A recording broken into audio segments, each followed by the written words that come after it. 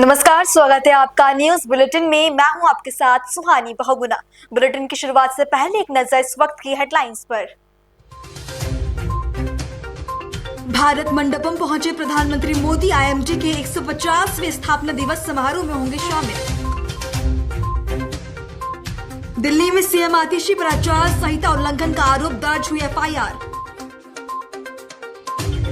महाकुंभ हमारी सनातन संस्कृति और आस्था का जीवन स्वरूप है, बोले सीएम योगी आदित्यनाथ। दिल्ली में सर्दी का कहर जारी, कम विजिबिलिटी की वजह से फ्लाइट्स पर असर पड़ने की आशंका। सीएम योगी ने दी मकर संक्रांति की शुभकामनाएं, बोले ये भगवान सूर्य के प्रति आभार व्यक्त करने का पर्व। आइए जानते हैं खबरों को विस्तार में।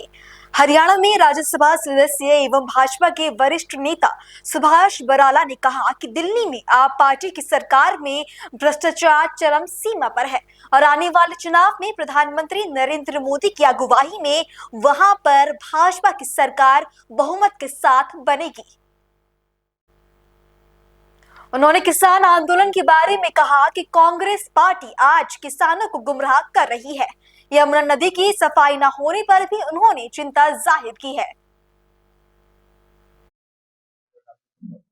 देखिए, निश्चित रूप से एक बात कही जा सकती है, दिल्ली के अंदर इस बार भारतीय जनता पार्टी की सरकार बनने जा रही है। वहां पर जो केजरीवाल जी के नेतृत्व की पार्टी है, आम आदमी पार्टी की सरकार अभी चल रही है। इस सरकार के जो कारगुजारी है, वहां की जनता, दिल्ली की जनता उस कारगुजारी से पूरी तरह से परेशान है।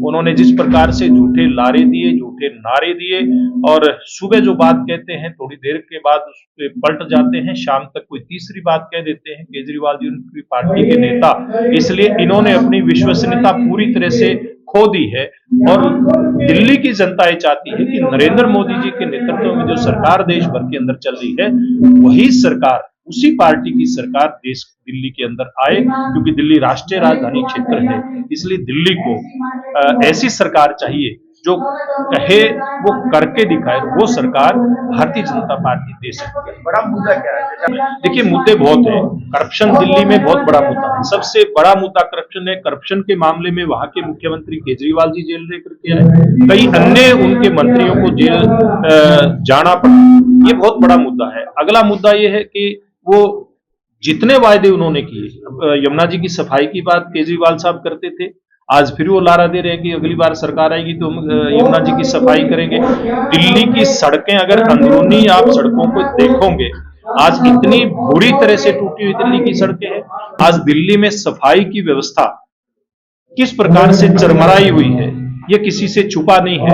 ये ऐसे सारे मुद्दे हैं जिनको लेकर के दिल्ली की जनता इस बार केजरीवाल जी की पार्टी की छुट्टी करने वाली है और भारतीय जनता पार्टी की सरकार बनाने वाली है। डल्लेवाल जी की जो हालत है, आज चिंताजनक हालत है हम सब किसानों के लिए, और ये किसान हितैषी सरकार है। इसलिए बार बार हमारे केंद्रीय मंत्री, हमारी पंजाब की इकाई, ये सब लोग डल्लेवाल जी और उनकी पूरी टीम से आग्रह भी करते हैं कि आपको अनशन छोड़ना चाहिए और बातचीत के आधार पर इन मुद्दों का समाधान पहले भी हुआ है और भविष्य में भी होगा। और जहां तक कांग्रेस पार्टी के नेताओं की टिप्पणी की बात है, मैं एक बात कहना चाहूंगा, कांग्रेस पार्टी की सरकार जब देश के अंदर थी, डॉक्टर स्वामीनाथन आयोग की रिपोर्ट के विश्लेषण के लिए, उसके अध्ययन के लिए, उसको लागू करने के लिए तत्कालीन मुख्यमंत्री हरियाणा भूपेंद्र सिंह हुड्डा के नेतृत्व में एक समिति बनी थी।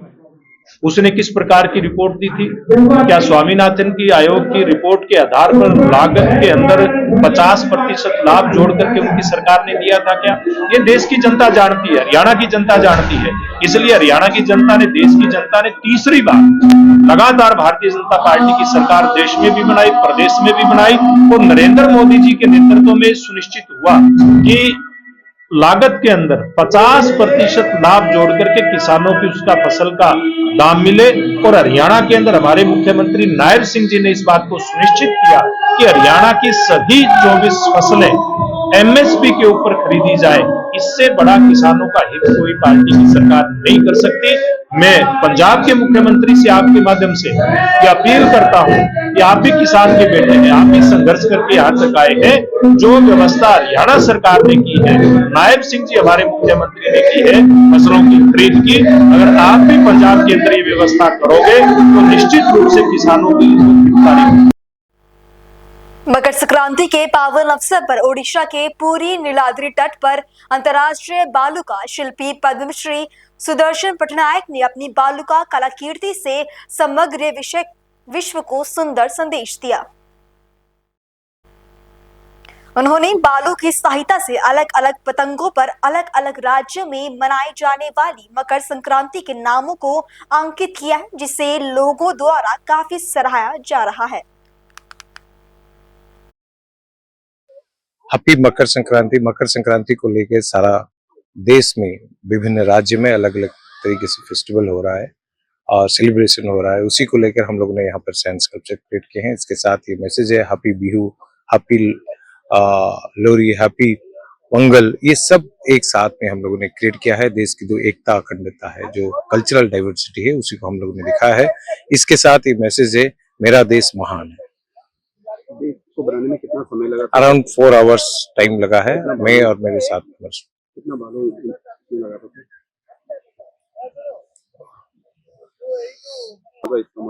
अराउंड 4 टन सब सैंड लगा है, 5 आवर्स लगा है इसको बनाने के लिए। देशवासियों को क्या कहना चाहेंगे सर आज के? नहीं, एक बहुत शुभ अवसर है। हमारा देश विभिन्न प्रांत में कल्चरल डाइवर्सिटी और हमारा जो फेस्टिवल चल रहा है, सबको बहुत बहुत अभिनंदन और मुबारक और नमस्ते बोलना चाहिए।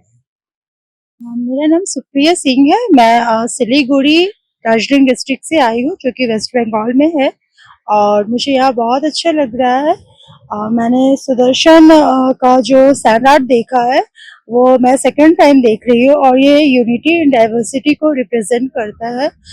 हमारे देश में डिफरेंट स्टेट्स में पोंगल को डिफरेंट तरीके से मनाया जाता है। जैसे कहीं पे मकर संक्रांति, कहीं पे बिहू, कहीं पे इसे गुड़ी पड़वा इस तरह से मनाते हैं। तो इन्होंने बहुत अच्छा ये सैंड आर्ट यहाँ पे दिखाया है और मुझे बहुत अच्छा लग रहा है। जैसे कि कल मकर संक्रांति है, आज इन्होंने ये बनाया है लोगों को, आपकी तरफ से क्या संदेश रहेगा? आज फिर पावन हमारा महाकुंभ भी स्टार्ट हुआ है। जी जी इस जी, अवसर पे आप क्या कहना चाहेंगी सारे देशवासियों? जी आज के दिन हमारा महाकुंभ पर्व भी स्टार्ट हुआ है, जो कि 40 दिन तक चलेगा, और मैं सभी को देशवासियों को बधाई देना चाहती हूँ, मकर संक्रांति की भी और महाकुंभ पर्व की भी।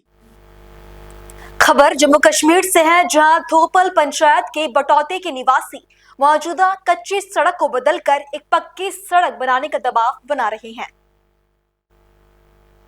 स्थानीय निवासियों ने बताया कि मजदूरों ने दिन के बजाय रात में काम करना शुरू कर दिया है और कई कायल के पेड़ों को काट दिया गया है।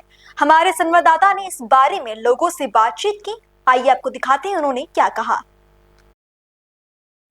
पल्स 24 न्यूज में आपका स्वागत है। मैं रियाज जरगर।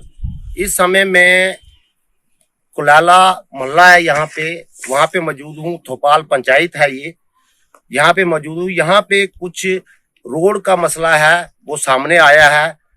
हमें यहाँ पे ये हमारे चाचा जी हैं, इन्होंने बुलाया, इनको प्रॉब्लम आ रही है। क्या प्रॉब्लम आ रही है, इन्हीं से जानने की कोशिश करते हैं क्या प्रॉब्लम आ रही है। जी अपना नाम बताएं। मोहम्मद सलीम जी जी जी, आपको क्या प्रॉब्लम आ रही है? यहाँ पे जब रोड बन रहा है तो क्या प्रॉब्लम आ रही है? हमें प्रॉब्लम है जी, रोड बनना चाहिए, रोड बनेगा, हमने बोला है। प्रॉब्लम ये है, ये गुंडे इकट्ठे हुए हैं, इन्होंने कोई महकमा अपने मतलब सिर पर कोई बात नहीं ली, इन्होंने धोखा दिया। हमें क्या पता था ये है स्टेट लाइन में कुछ ये रास्ता 6 फुट या 9 फुट, तो इन्होंने कहा कि हम ये जबरदस्ती से रात को काम किया, दिन को काम नहीं किया। तो मेरा पहले जो नंबर था प्राइवेट, इधर एक रोड निकाला नंबरदार ने जी, तो मशीन वो दूसरी लगाई थी प्राइवेट जी। यहाँ से मशीन आई, रोड खत्म हो गया। मैं गया, उसको पूछा कि आगे भी जाने है? नहीं हमने ये प्राइवेट है, यहाँ बनानी है। तो उसी दिन में चला आया, रात को वो कब्रिस्तान को मशीन लगाई है।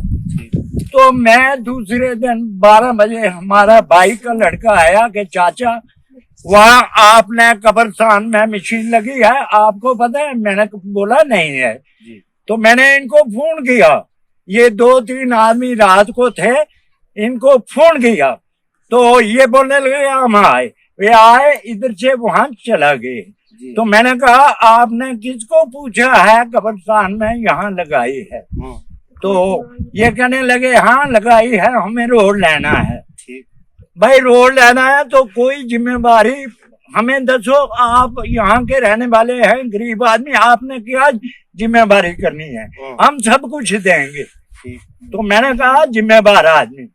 तो 1-2 साल पीछे टेंडर था यहाँ सरदार एक का, वो मशीन खड़ी रही 2 महीने, आगे स्टे दुर्गादास के घर वालों ने लगा दिया। दुर्गादास मर गया था, उसके बाद उन्होंने रोड नहीं दिया 2 साल पीछे। उसके बाद वो जो काम था, मैंने कहा कि वो लाओ उसको, जो मोतबार आदमी, जो ठेकेदार आदमी वो मुस्ताक बिट्टू उसको बोलते हैं, वो ठेकेदार जिसने मशीन भेजी है इधर। तो ये बात हुई, वो कहने लगा कि कल मैं आऊंगा, आज बुटोद में है, मुझे काम है, मैं नहीं आऊंगा, कल आपके साथ में पूरा कर लूंगा जो कुछ भी। तो इनको मैंने मना किया, इनने रात को मशीन फिर लगा ली कब्रिस्तान। ये कौन लोग हैं जिन्होंने रात को मशीन लगाई? ये है जनाब, एक है बबलू, वो बोलते हैं पोलू, एक गोपाल कृष्ण है, एक जियालाल है, एक ईशदास के लड़के 3 हैं, और ये गैम लंबरदार की कुछ चली है। लंबरदार ने मशीन दी 2 रात मेरे कब्रिस्तान में। उसको पूछे जाए, जो कब्रिस्तान के साथ रकबा है वो क्या आपका है? वो मेरा है। वो आपका है? मेरा है। आपके बिना पूछे वहां पे मशीन लगा दी? बिना पूछे। दूसरे दिन मैंने रोका कि चलो, बिटू ने सब कुछ माना कि आपको मुकाबाद में 3 बजे तक वहां रहा। 3 बजे में चला आया, मुझे नींद लगी, मैं इनको निशान बताया कि इतना इतना रकबा काटो, पीछे मत छेड़ो। तो मैं चला आया। फिर 299 नंबर है वो कब्रिस्तान वाला, तो 300 मेरा खुद काश्त वाला है। वहां आए तो मैंने कहा नुकसान मत करना। इन्होंने वहां 40 फुट जगह है, रोड है, इन्होंने 3 पेड़ मेरे काटे हैं। गोपाल कृष्ण का लड़का बैठा था मशीन में, और ड्राइवर ने को सिखाकर, ड्राइवर को बोलकर वो 3 बगु गोशे के पेड़ निकाले। एक छोटा है, वहां मौजूद हैं, 2 बड़े बड़े हैं, तो एक काऊ का बूटा। मैंने पूछा, कहने लगा ये लड़के ने गलती कर रही। सुबह मैं देखे तो पूछा, फिर उसके बाद मैं नहीं गया, वो दूसरे की जमीन थी। तो मेरी जमीन में 336 में जब पहुंचे इधर, तो मैं दिन को काम कराया, रात को नहीं कराया। तो एक 338 ये है, इधर आए तो मैं दिन को कराया काम, फिर रोक दिया काम, आगे मशीन नहीं टैपी। ठेकेदार ने बोला था मशीन निकल जाएगी, नहीं निकली तो इधर रहे। फिर उधर से दूसरे मीर साहब थे, उन्होंने मशीन नीचे लोग मंगल लगे, उन्होंने दी। पहले उन्होंने बोला कि हमारी जमीन में मलबा नहीं रहना है। पटवारी इधर आया, पटवारी, अगर ये डिपार्टमेंट इनके साथ था, पटवारी रेवली वाले थे, तो इन्होंने काम करने थे। इनके साथ कोई भी नहीं है, ये गुंडे हैं यहाँ के। परसों एक ने गोपाल कृष्ण ने गाली निकाली है। उसके बाद मैं गया तहसीलदार साहब की एप्लीकेशन दी थी। तहसीलदार साहब ने मुझे रो पाया कि तुझे काम किया क्यों लादा काम हाँ रात काम क्यों। मैं आ गया, मैंने ये बंदे है ना लिखे है ना एप्लीकेशन ऊपर, इन्हें बंदे पूछो। फिर जनाब तहसीलदार साहब ने पटवारी भेजा, काम बंद कर, मशीन बंद करो। तहसीलदार साहब ने। तहसीलदार साहब ने आख्या जी जी जी। उसके बाद मैं एप्लीकेशन दी थी कि मौका देखो, मौका दिखने आ जाता, कोई भी नहीं आया। ना गिरदौर साहब की दी थी ख्याल, उसने पटवारी साहब की दी थी, कोई किसी ने मौका नहीं दिखा। थोड़ा कितना नुकसान होगा, किन्ने इसलिए पेड़ चले गए? मेरे पैर कोई 32 पैर सारे गिरे इस वेले तक। कब्रस्तान दे 18-16 पैर, बाकी मेरे बाकी है। बाकी और जमीन दे? हाँ, जमीन दे। मौका देखने कोई नहीं आए? कोई मौका देखने नहीं आया। मैं एप्लीकेशन दी थी, सिर्फ काम बंद कराया तहसीलदार साहब ने। तहसीलदार साहब ने इस वेले काम बंद कराया, मशीन इस वेले खड़ोई। हाँ जी। देखें जी, ये यहाँ पे मामला है। अब और भी हम जानने की कोशिश करेंगे कि इसमें क्या क्या प्रॉब्लम आ रही है इन लोगों को। अब जो है काम बंद पड़ा हुआ है, लेकिन इनका जो कहना है कि यहाँ पे नुकसान जो मेरा है 35 से 36 पेड़ हैं जो गिरा दिए गए हैं। कुछ उसमें फलदार दरख्त है, कुछ ऐसे थे, और बाकी इनका कहना है कि हमारा गुजर बसर जो भी है इसी जमीन से होता है, यही जमीन हमें देती है और हम खाना खाते हैं। अब हमारा नुकसान हो गया, हम रोड बंद करने में नहीं है, लेकिन हमें थोड़ा कोई कंपनसेशन मिल जाए, हमें इमदाद मिल जाए, ताकि हम अपना गुजर बसर आसानी से कर सकें। तो अब यहाँ पे ये रोड बंद करने में नहीं है, और ये कहते हैं कि रोड बने लेकिन हमें मुआवजा दिया जाए, कोई कंपनसेशन बने नहीं, कुछ ना कुछ हमें दिया जाए, ताकि हम अपना आगे जिंदगी बसर कर सके।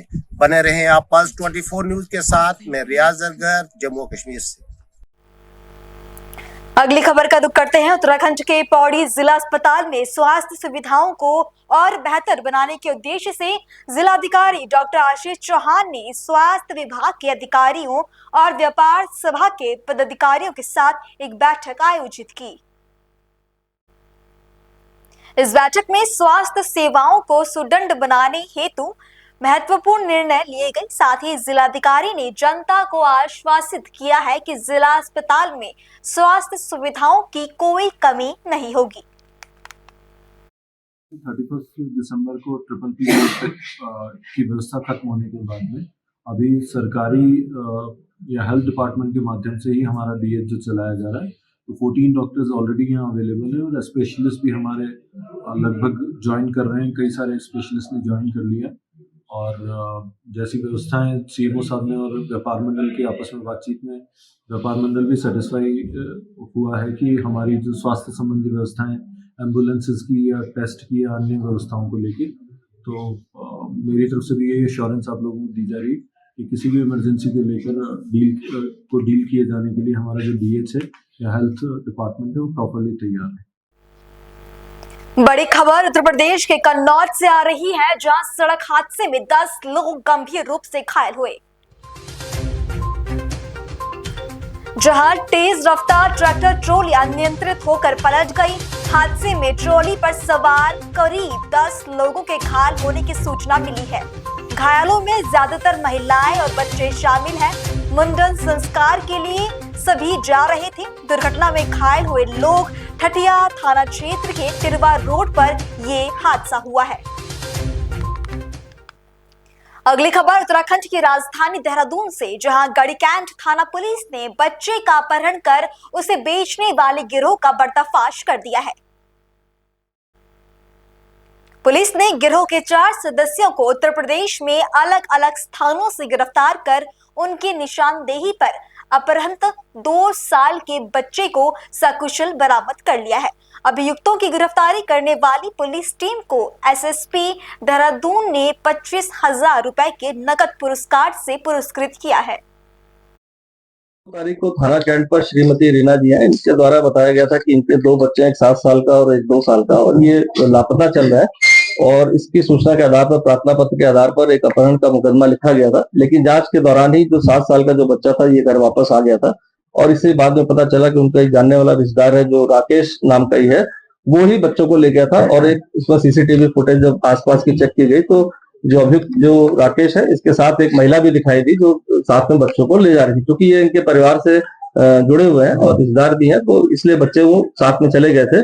इसकी समझ जानकारी के लिए जब टीम ने राकेश की तलाश इसमें शुरू करी, तो उसके सभी नंबर वगैरह बंद आ रहे थे और एक सूचना के आधार पर कि ये अमरोहा में जो है कहीं पर हो सकते हैं, इसके आधार पर टीम को वहां भेजा गया था। तो अमरोहा में इसमें 2 लोग को इसमें जब होल्ड किया गया, वहां पकड़ा गया पूछताछ में, तो पता चला कि बच्चों को बिजनौर में 2 लाख रुपए में सेंटी करके एक लड़का है और उसके माध्यम से 2 लाख में एक परिवार को बेचा गया है।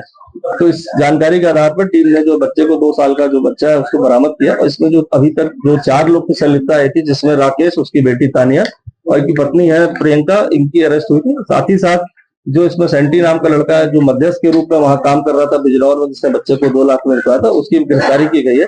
एक इसमें राहुल नाम का भी लड़का प्रकाश में आया है जो इस पूरे गैंग के साथ जुड़कर ऐसे बच्चों के को बिचवाने में उसने मदद करी थी, उसकी तलाश की जा रही है। समस्त इंट्रोगेशन में अभी तक प्राथमिक दृष्टि से ये भी पता चला कि जो अभियुक्त मेन राकेश है, इसने भी अपने 2 बच्चों को अन्यत्र जगह पर बेच रखा है, जिसमें एक बच्चे के बारे में भी जानकारी हो गई है। तो पुलिस टीम इसमें वहां भेजी गई है, दोनों बच्चों को भी बरामद किया जाएगा क्योंकि एक अपराध कारित हुआ है छोटे बच्चों को बेचने का। इसमें पुलिस के द्वारा भी बरामदगी के बाद पुलिस की तरफ से इसमें केस रजिस्टर्ड किया जाएगा। अभी टोटल इस पूरे केस में जो बच्चा बरामद हुआ 2 साल का है और साथ ही साथ 4 लोग इसमें गिरफ्तारी हुए, एक अभी इसमें वांटेड है। खबरों का सिलसिला आगे भी जारी है। फिलहाल रुकते हैं एक छोटे से ब्रेक के लिए।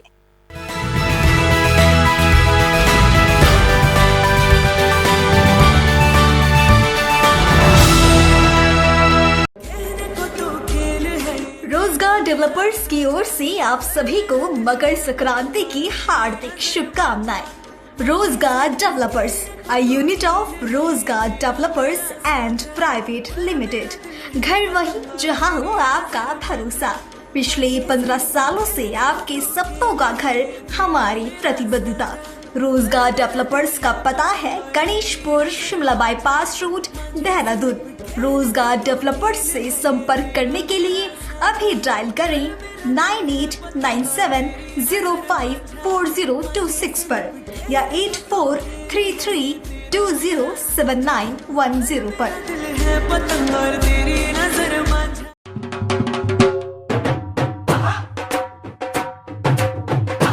रोजगार डेवलपर्स की ओर से आप सभी को लोहड़ी की हार्दिक शुभकामनाएं।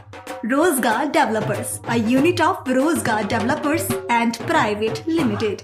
घर वहीं जहां हो आपका भरोसा। पिछले 15 सालों से आपके सपनों का घर हमारी प्रतिबद्धता। रोजगार डेवलपर्स का पता है गणेशपुर शिमला बाईपास रोड, देहरादून।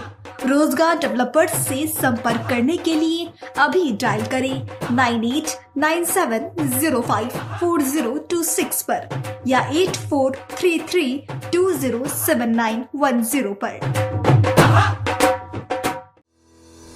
रोजगार डेवलपर्स, अ यूनिट ऑफ रोजगार डेवलपर्स एंड प्राइवेट लिमिटेड। घर वहीं जहां हो आपका भरोसा। पिछले 15 सालों से आपके सपनों का घर हमारी प्रतिबद्धता। रोजगार डेवलपर्स का पता है शिमला बाईपास रोड, गणेशपुर, देहरादून। रोजगार डेवलपर्स से संपर्क करने के लिए अभी डायल कीजिए 9897054026 पर या 8433207910 पर।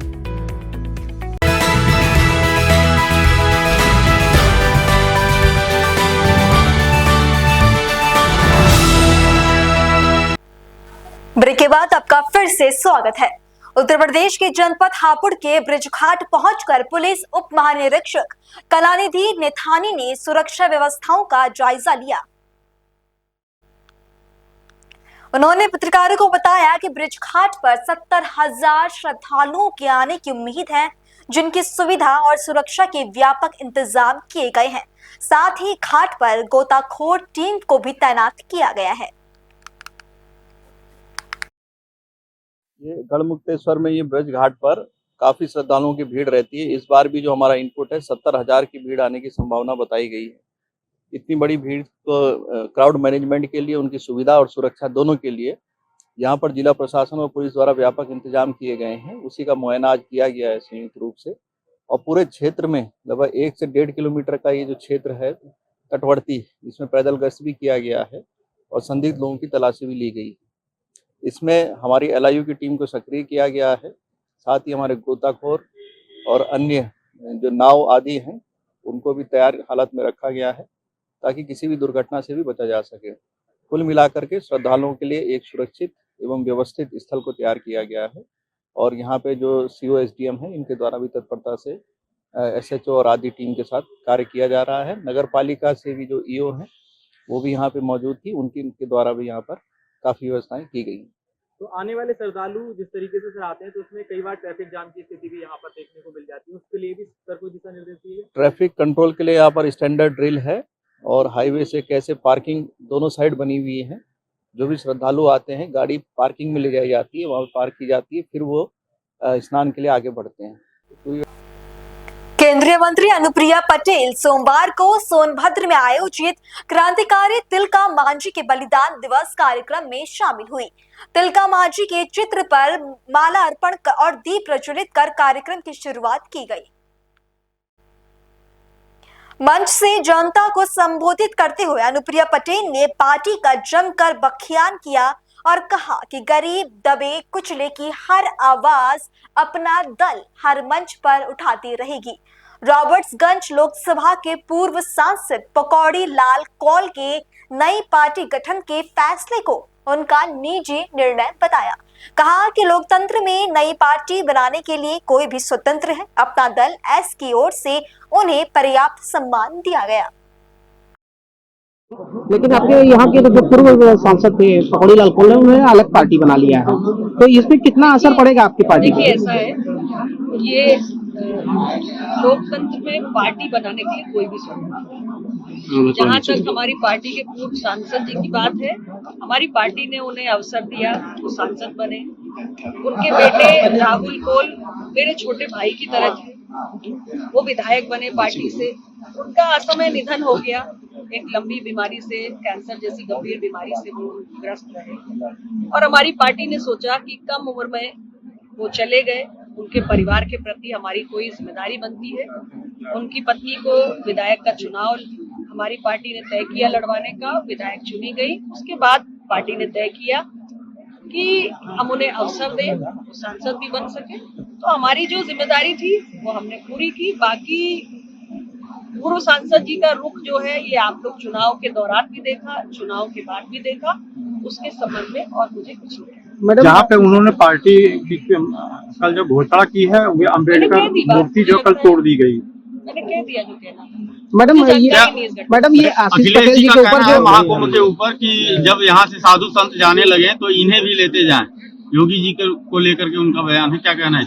मुझे कोई टिप्पणी नहीं। मैडम आशीष पटेल जी के ऊपर जो आरोप लग रहे हैं, जो आरोप लगे हैं, पार्टी के मंत्री अपनी पूरी बात मीडिया में लखनऊ से कह चुके हैं और जिस तरह से उन्होंने मीडिया पर आ चुके हैं। अमिताभ यश ATS के जो है सारी बातें वो विस्तार पूर्वक कह चुके हैं। पार्टी अध्यक्ष होने के नाते मैंने भी अपना स्पष्ट रूप से पक्ष रख दिया कि मेरी पार्टी के किसी भी कार्यकर्ता, किसी भी नेता, किसी भी जनप्रतिनिधि पर यदि कोई भी अनावश्यक आरोप लगेगा, उसकी प्रतिष्ठा के साथ खिलवाड़ किया जाएगा, तो हमारी पार्टी चुप बैठने वाली नहीं। और हमारी पार्टी के मंत्री ने भी अपना पूरा पक्ष मीडिया के माध्यम से वो रख चुके हैं, विस्तार से रख चुके हैं और अब इसमें और आगे कुछ कहने की कोई आवश्यकता नहीं। आप पार्टी में आप लोग की जो अब आपको जो मायने निकालने वो निकाल सकते हैं, लेकिन मुझे जो कहना था मैंने कह दिया। अच्छा, आप पिछड़ा वर्ग ने कहा कि पाप धोने वहाँ जाएंगे लोग, नहीं मुझे जानकारी नहीं। आप अभी कह रही थी स्टैंड महाकुंभ में आप जाएंगी क्या? मुझे जानकारी नहीं। आप जाएंगी महाकुंभ? आप अभी कह रही थी कि पिछड़े वर्ग की गणना सही से नहीं हुई है, तो क्या आप जाति जनगणना का समर्थन करती हैं? वर्ग की तो गणना इस देश में नहीं होती है ना। आप वही बोले ना पिछड़ा वर्ग अनुमानित हमेशा रहा है, गणना नहीं हुई। हमेशा हमारी पार्टी ने समर्थन किया है, हमारी पार्टी जातीय जनगणना के पक्ष में। ये बात मैं हर मंच पे स्पष्ट रूप से कह चुकी हूँ। उमर अब्दुल्ला ने आज ज्यादा नहीं है कहा है कि अगर वहाँ चुनाव में अगर बंदूक से महिलाओं को रोका गया या फिर मतदाता को रोका गया, जानकारी। उत्तर प्रदेश के जिला बिजनौर के चांदपुर में किसानों का गुस्सा अब सड़कों पर उतर आया है और भारतीय किसान यूनियन टिकैत गुट ने तहसील चांदपुर परिसर में पंचायत कर सरकार की नीतियों के खिलाफ विरोध प्रदर्शन किया। किसानों ने गन्ना मूल्य घोषित न करने और 3 कृषि कानून के लिए मसौदे का विरोध करते हुए गन्ने की होली जलाई और मसौदे की प्रांतियां फूंक दी। इस विरोध प्रदर्शन में सैकड़ों किसान नेता और कार्यकर्ता शामिल हुए। ये तहसील पर धरना प्रदर्शन किस कारण था? ये देखो, आज ये 13 तारीख में एक प्रदर्शन है जो भारत सरकार एक कृषि नीति लेकर आ रही है और जिसका हम विरोध कर रहे हैं कि ये कृषि नीति जो पहले 3 कानून थे उसी का एक पार्ट है। तो भारतीय किसान यूनियन संयुक्त मोर्चे के आह्वान पर आज ये हर तहसील में ये कृति जलाने का कार्यक्रम है, क्योंकि हम आम जन और किसान इस चीज का विरोध कर रहे हैं कि ये जो है कानून ये जन विरोधी है, किसान विरोधी है। तो हम पहले से कहते हैं कि भारत की परिस्थिति स्थिति ऐसी नहीं है जो इन कानूनों के अनुरूप है। तो ये कानून जो भारत सरकार थोप रही है इसे आम जन और भारत का किसान स्वीकार नहीं करता। बरेली के भोजीपुरा थाना क्षेत्र में प्रिंटिंग प्रेस के मालिक शिवचरण ने अपने बटाईदार नौनी राम से रुपए हड़पने के लिए झूठी लूट की घटना बनाई। शिवचरण ने 70,000 रुपए बैंक से निकाले और अपने साले हरिओम को दिए, फिर लूट का शोर मचा दिया। असल में शिवचरण को बटाईदार को 47,364 रुपए देने थे, लेकिन उसने पैसे न देकर झूठी घटना का नाटक किया। शिवचरण का उद्देश्य बटाईदार को रुपए न देना था, इसके लिए उसने ये साजिश रची। पुलिस ने आरोपियों को गिरफ्तार कर जेल भेज दिया है। वहीं सीओ हाईवे नीलेश कुमार मिश्रा ने मामले का खुलासा करते हुए क्या कहा, आपको सुनवाते हैं। एक व्यक्ति शिवचरण पुत्र नारायण दास निवासी ग्राम पाएगा थाना भोजीपुरा जिला बरेली के द्वारा भोजीपुरा पुलिस को यह सूचना दी गई कि उसके द्वारा सेमीखेड़ा बैंक से निकाले गए 70,000 रुपए को किसी अज्ञात व्यक्ति के द्वारा जो बुलेट मोटरसाइकिल से आया था लूट लिया गया है। प्राप्त सूचना के तत्काल बाद भोजीपुरा पुलिस के द्वारा मौके पर पहुंचकर छानबीन की गई और संगत धाराओं में अभियोग पंजीकृत किया गया। दौरान विवेचना यह तथ्य प्रकाश में आया कि लूट की यह घटना वादी मुकदमा के द्वारा प्लांट की गई थी, जो एकदम झूठी थी। घटना का सफल अनावरण करते हुए इसमें लूटे गए 70,000 रुपए, बुलेट मोटरसाइकिल, बैग व हेलमेट को बरामद किया गया तथा नियमानुसार विधिक कार्यवाही की जा रही है। बड़ी खबर देहरादून के मियांवाला से, जहां कार दुर्घटनाग्रस्त हो गई है। मियांवाला फ्लाईओवर के पास एक कार दुर्घटनाग्रस्त हो गई। कार मोटरसाइकिल सवार को बचाने के चक्कर में अनियंत्रित होकर पलट गई। कार में सवार 3 व्यक्तियों में से एक को काफी चोटें आई हैं। रानी पोखरी पुलिस ने पलटी कार से घायल व्यक्ति को निकाला। पुलिस ने घायल को अस्पताल पहुंचाया है। पुलिस की त्वरित कार्रवाई से दुर्घटना में घायल की जान बच पाई है। वरिष्ठ कांग्रेस नेता एसआर पाटिल ने कर्नाटक के हुबली में कहा, मैं उत्तर कर्नाटक के मुख्यमंत्री का हार्दिक स्वागत करता हूं। प्रत्येक विधायक को मंत्री पद की इच्छा होती है और वो स्वाभाविक रूप से पूछते हैं, कृपया मुझे एक मौका दीजिए। सिर्फ साधु नहीं, मीडिया से बातचीत में उन्होंने क्या कहा, आपको सुनवाते हैं। ಪ್ರತಿಯೊಬ್ಬ ಶಾಸಕರಿಗೂ ನಾನು ಮಂತ್ರಿ ಸ್ಥಾನ ಪಡಿಬೇಕನ್ನುವಂಥ ಆಸೆ ಇದ್ದೇ ಇರ್ತದೆ. ಯಾರು ರಾಜಕಾರಣದಲ್ಲಿರೋರು ಸನ್ಯಾಸಿಗಳಲ್ಲ. ಅವಕಾಶ ದೊರೆಯಲಾರದವರು ನಿಮಗೊಂದು ಅವಕಾಶ ಮಾಡಿಕೊಡ್ರಿ ಅಂತ ಸಹಜವಾಗಿ ಕೇಳಬೇಕು. ಅದರಲ್ಲಿ ವಿಶೇಷತೆ ಅಂತ ನನಗೆ ಕಾಣಿಸ್ತಾ ಇಲ್ಲ. ಈಗ ಸಿಎಂ ಬದಲಾವಣೆ ಆಗ್ತಾರ ಅಂತ ಒಂದು ಚರ್ಚೆ ನಡೆದಿದೆ. ನೋಡಿ, ಸಿಎಂ ಬದಲಾವಣೆ ಪ್ರಶ್ನೆ ನಮ್ಮ ಪಕ್ಷದ ವರಿಷ್ಠರಿಗೆ ಬಿಟ್ಟಂತ ವಿಚಾರ. ಯಾಕಂದ್ರೆ ಏನೇನು ಚರ್ಚೆ ಆಗಿದೆ ಅದು ನನಗೇನು ಮಾಹಿತಿ ಇಲ್ಲ. ಪಕ್ಷದ ವರಿಷ್ಠರು ತೆಗೆದುಕೊಂಡಂತ ನಿರ್ಣಯ ಪ್ರಕಾರ ಇಲ್ಲಿವರೆಗೆ ನಡೆದು ಬಂದಿದೆ. ಪಕ್ಷದ ವರಿಷ್ಠರು ಯಾವ ನಿರ್ಣಯ ಕೈಗೊಳ್ತಾರೆ ಆ ಪ್ರಕಾರ ಅಧಿಕಾರ ಹಂಚಿಕೆ ಮಾತುಕತೆ ಏನಾದ್ರು ಆಗಿತ್ತು? ಅದು ನಮ್ಗೆ ಸೀನಿಯರ್ ಇದೆವು, ಅವೆಲ್ಲ ಆ ಚರ್ಚೆಗೆ ನನಗೆ ಏನು ಸಂಬಂಧನೂ ಇಲ್ಲ ಮತ್ತು ಅದ್ರ ಬಗ್ಗೆ ನನಗೆ ಹೇಳಷ್ಟು ಮಾಹಿತಿ ಕೂಡ ಇಲ್ಲ. ಸರ್, ಸುರ್ಜೇವಾಲ್ ಅವರು ಶಾಸಕರಿಗೆ ಕೆಲವು ಸಲಹೆಗಳನ್ನು ಕೊಟ್ಟರು, ಸೂಚನೆಗಳನ್ನು ಕೊಟ್ಟರು ಅಂತ ಯಾರು ಬಹಿರಂಗವಾಗಿ ಮಾತನಾಡಬೇಡ್ರಿ ಅಂತ ಸರಿ, ಪಕ್ಷ ಶಿಸ್ತು ಉಲ್ಲಂಘನೆ ಆಗಬಾರ್ದಲ್ಲ. ಒಂದು ಪಕ್ಷ ಶಿಸ್ತಿನಿಂದ ನಡಿಬೇಕು. ಮನ್ಸಿಗೆ ಬಂದಂಗೆ ಆಗ್ಬೇಕು ಹಾಗೆ ಮಾತನಾಡುವುದು ಪಕ್ಷದ ಶಿಸ್ತು ಉಲ್ಲಂಘನೆ ಆದ್ರೆ ಪಕ್ಷ ಶಿಥಿಲಾದಂಗೆ ಆಗತ್ತೆ. ಅದಕ್ಕೆ ಶಿಸ್ತಿಗೆ ಒಳಪಟ್ಟು ಮಾಧ್ಯಮಕ್ಕೆ ಹೋಗ್ಬೇಡ್ರಿ. ಏನಾದರೂ ಚರ್ಚೆ ಮಾಡೋದಿದ್ರೆ ನೀವು ಪಕ್ಷದ ವೇದಿಕೆ ಮೇಲೆ ಚರ್ಚೆ ಮಾಡಿ. ನಿನ್ನೆ ಕಾಂಗ್ರೆಸ್ ಶಾಸಕಾಂಗ ಪಕ್ಷದ ಸಭೆಯಲ್ಲಿ ತಮ್ಮ ವಿಚಾರಗಳನ್ನು ಅವ್ರು ಹೇಳ್ಬೋದಲ್ಲ, ಅದ್ರ ಬದಲಾಗಿ ಮಾಧ್ಯಮಕ್ಕೆ ಹೋಗಿ ತಮ್ಮ ಏನಾದರೂ ಅಹವಾಲುಗಳಿದ್ದರೆ ಮಾಧ್ಯಮದವರಿಗೆ ಹೇಳ್ಕೊಂಡ್ರೆ ಸಮಸ್ಯೆ ಬಗೆಹರಿಯುವುದಿಲ್ಲ. ಅದನ್ನ ಎಲ್ಲಿ ಹೇಳ್ಬೇಕು, ಯಾರಿಗೆ ಹೇಳ್ಬೇಕು, ಅವ್ರಿಗೆ ಹೇಳಿದಾಗ ಅದು ಪಕ್ಷದ ವೇದಿಕೆ ಮೇಲೆ ಹೇಳಿದ್ರೆ ಅದೊಂದು ಅವ್ರಿಗೂ ಒಳ್ಳೆಯದು, ಪಕ್ಷಕ್ಕೂ ಒಳ್ಳೆಯದು. ಆ ದೃಷ್ಟಿಯಿಂದ ಅಖಿಲ ಭಾರತ ಕಾಂಗ್ರೆಸ್ ಸಮಿತಿ ಪ್ರಧಾನ ಕಾರ್ಯದರ್ಶಿ ನಮ್ಮ ರಾಜ್ಯದ ಉಸ್ತುವಾರಿ ಬಂದಿರುವಂತ ಸುರ್ಜೇವಾಲಾ ಅವರು ಕಟ್ಟುನಿಟ್ಟಿನ ಆದೇಶ ನೀಡಿರಬಹುದು, ಅದನ್ನ ನೀಡಲೇಬೇಕು. ನಿಮ್ಮ ವೈಯಕ್ತಿಕ ಅನುಭವದ ಪ್ರಕಾರ ಈ ಅಧಿಕಾರ ಹಂಚಿಕೆ ಇದು ಬೇಕಾ ಸರ್? ರಾಜ್ಯಕ್ಕೆ 136 ಸೀಟ್ಗಳು ಕಾಂಗ್ರೆಸ್ಗೆ ಸಂಪೂರ್ಣ ಬಹುಮತವನ್ನು ಕೊಟ್ಟಿದ್ದಾರೆ, ಕಚ್ಚಾಟ ಯಾಕೆ ಅನ್ಸುತ್ತೆ? ನೋಡಿ, ಹೇಗಿದೆ ಅಂದ್ರೆ ವ್ಯವಸ್ಥೆ ರಾಜಕಾರಣದಾಗ ಕಾರ್ಯಕರ್ತರು ಎಲ್ಲರೂ ಶಾಸಕರಾಗ್ಬೇಕಂತಾರೆ, ಶಾಸಕರಿದ್ದವ್ರು ಎಲ್ಲರೂ ಮಂತ್ರಿ ಆಗ್ಬೇಕಂತಾರೆ, ಮಂತ್ರಿ ಆದವ್ರು ಮುಖ್ಯಮಂತ್ರಿ ಆಗ್ಬೇಕಂತಾರೆ. ಇದು ಹ್ಯೂಮನ್ ಟೆಂಡೆನ್ಸಿ. ಇದು ನ್ಯಾಚುರಲ್ ಆಗಿ ನೀವು ಪ್ರತಿನಿತ್ಯ ನೋಡ್ತಾರಲ್ಲ, ಎಲ್ರೂ ಆಸ್ಪಿರೆಂಟ್ ಈಗ. ನೀವು ಆಕಾಂಕ್ಷಿ ಏನು ನೀವು ಆಕಾಂಕ್ಷಿ? ನಾನು 2 ವರ್ಷದಿಂದ ನಾನು ದೂರನೇ ಇದ್ದೀನಿ. ಈಗ ನೀವು ಸಿದ್ದರಾಮಯ್ಯನವ್ರನ್ನ ಬಹಳ ಹತ್ತಿರದಿಂದ ಕಂಡವರು, ಬಾಗಲಕೋಟೆ MLA ಎಲೆಕ್ಷನ್ ನಿಮ್ಮ ಪಾತ್ರ ಬಹಳ ದೊಡ್ಡದಿತ್ತು ಅವಾಗ. ಈಗ ಸಿದ್ದರಾಮಯ್ಯನವ್ರನ್ನ ಕೆಳಗಿಳಿಸಿ ಮತ್ತೊಬ್ಬರನ್ನ CM ಮಾಡೋದು ಎಷ್ಟರ ಮಟ್ಟಿಗೆ ಸಿಗುತ್ತೆ? ಇದ್ರ ಬಗ್ಗೆ ಅವ್ರನ್ನ ಕೆಳಗಿಳಿಸ್ಬೇಕು ಅಂತ ಅನ್ನೋದು ಎಲ್ಲಿ ಚರ್ಚೆ ಆಗಿದೆ? ಅಲ್ಲ, ನಾ ಹೇಳಿದ್ಮೇಲೆ ನಿಮ್ಗೊಬ್ಬ ಕಾರ್ಯಕರ್ತದವ ಶಾಸಕ ಆಗ್ಬೇಕಲ್ಲ, ಶಾಸಕಿದ್ದವ್ರು ಮಂತ್ರಿ ಆಗ್ಬೇಕಂತ, ಮಂತ್ರಿ ಆಗಿ ಸೀನಿಯಾರಿಟಿ ಅಟೇನ್ ಆದ ಕೂಡಲೇ ನಾ ಯಾಕೆ ಮುಖ್ಯಮಂತ್ರಿ ಆಗ್ಬಾರ್ದು ಅಂತ ಸಹಜ ಅವರಲ್ಲಿ ಆ ಭಾವನೆ ಹುಟ್ಟಿದಾಗ ಯಾರಿಗೆ ನೋಡಿ, ರಾಜಕಾರಣದಾಗ ಯಾರಿಗೂ ಏನೂ ಸಮಾಧಾನನೇ ಇಲ್ಲ. ನಾವು ರಾಜಕಾರಣ ಯಾಕೆ ಪ್ರವೇಶ ಮಾಡ್ಬೇಕು?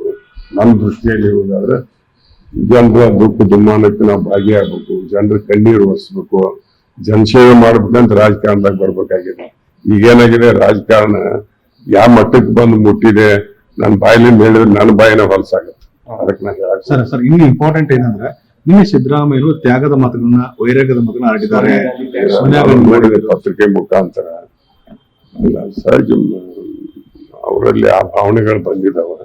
ಅದನ್ನ ಅವ್ರ ವಿಚಾರಗಳಿಗೆ ನಾನು ಹೇಳಕ್ಕಾಗೋದಿಲ್ಲ. ಅದನ್ನ ನೇರವಾಗಿ ಅವ್ರಿಗೆ ನೀವು ಕೇಳೋದು. ಸರ್, ನೀವು ಹತ್ತಿರದಿಂದ ಬಲ್ಲವರು, ಅದಕ್ಕೆ ಹತ್ತಿರದಿಂದ ಬಲ್ಲವರು ಆದ್ರೂ ಈ ವಿಚಾರವಾಗಿ ಅವ್ರ ಮನಸ್ಸಿನಲ್ಲಿ ಏನಿದೆ, ಯಾವ ಕಂಟೆಕ್ಸ್ಟ್ ನಲ್ಲಿ ಅವ್ರು ಅಂದಿದಾರ, ಅದು ಅದನ್ನ ನಾ ತಿಳ್ಕೊಳ್ಳೋರ್ದ ಹೇಳಿದ್ರೆ ಅದು ಸಮಂಜಸ. ಬಜೆಟ್ ನಂತರ ಬದಲಾವಣೆ ಆಗೋ ಸಾಧ್ಯತೆ ಇದೆ. DK ಅದನ್ನ ನೀವು ನಮ್ಮ ಪಕ್ಷದ ವರಿಷ್ಠರಿಗೆ ಪ್ರಶ್ನೆ ಮಾಡಿ. ಸರಿ, ನಾ ಹೇಳಿದ್ದೀನಲ್ಲ ನಿಮಗೆ, ಶೋಷಿತ ವರ್ಗದವರು ನಾವ್ ಯಾಕೊಮ್ಮೆ ಮುಖ್ಯಮಂತ್ರಿ ಆಗ್ಬಾರ್ದು ಅಂತ ಹೇಳಿ ಸಹಜ ಇದೆ ಸರ್. ಮತ್ತೆ ನಿನ್ನೆ G. ಪರಮೇಶ್ವರ್ ಗೈರಾಜರು, KN ರಾಜೇನ ಬಂದಿಲ್ಲ, ಯಾಕೆ ಅಂತ ಇಷ್ಟೆಲ್ಲ ಬೆಳವಣಿಗೆ ಪಕ್ಷದಲ್ಲಿ? ಅವ್ರನ್ನೇ ಕೇಳ್ಬೇಕು. ಅಲ್ಲ, ಅಲ್ಲ, ಒಬ್ಬ ಸುದ್ದಿ ಬಂದಿದ್ದಾರೆ ಅವ್ರದ್ದು ಏನಾದ್ರು ವೈಯಕ್ತಿಕ ಏನಾದ್ರು ಕೆಲಸ ಕಾರ್ಯಗಳು ಇರ್ಬೋದು, ಅತ್ಯಂತ ಮಹತ್ತರವಾದ ಕೆಲಸ ಕಾರ್ಯ ಇದನ್ನು ಬಿಟ್ಟಿರ್ಬೇಕು. ಅದನ್ನ ಅವರು ಉದ್ದೇಶಪೂರ್ವಕವಾಗಿ ಬಿಟ್ಟಿದ್ದಾರೆ. ಪಕ್ಷದ ನಾಯಕರಿಗೆ ಅವಮಾನಿಸುವುದು ಅಂತ ವಿಚಾರ ಅಂತ ನಾವು ಭಾವಿಸಬಾರ್ದು. ಅವ್ರಿಗೆ ಏನ್ ಕಾರಣ ಇದೆ, ಯಾವ ಕಾರಣಕ್ಕೆ ಬಿಟ್ಟಿದ್ದೇವೆ ಅಂತೇಳಿ CLP ನಾವು ಅಟೆಂಡ್ ಆಗದೆ ಇದ್ರೆ, ನಾನು 2 ಸಲ ವಿರೋಧ ಪಕ್ಷ ನಾಯಕ ಆಗೀನಿ, ಮಂತ್ರಿ ಆಗಿಲ್ಲ, ನಾವು CLP ನಾಯಕರಿಗೆ ಪತ್ರ ಬರೀತೇವೆ. ಇಲ್ಲ, ನಾನು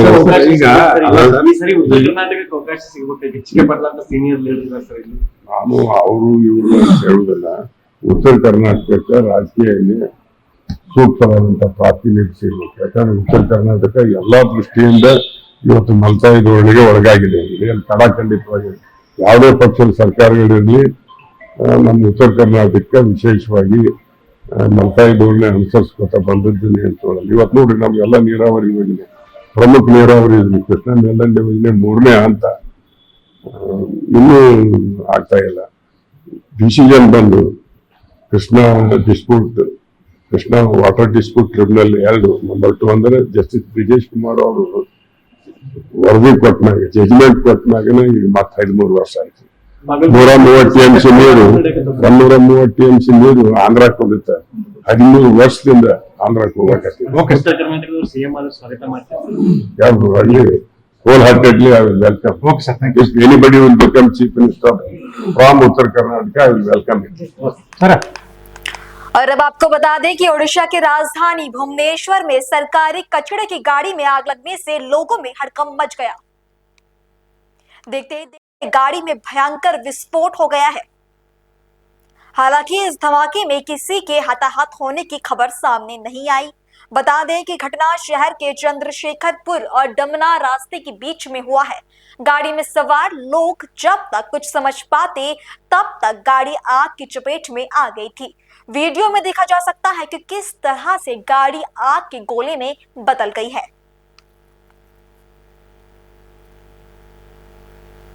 फिलहाल बुलेटिन में इतना ही। देश और दुनिया की खबरों से जुड़े रहने के लिए बने रहें पल्स 24 न्यूज के साथ। नमस्कार।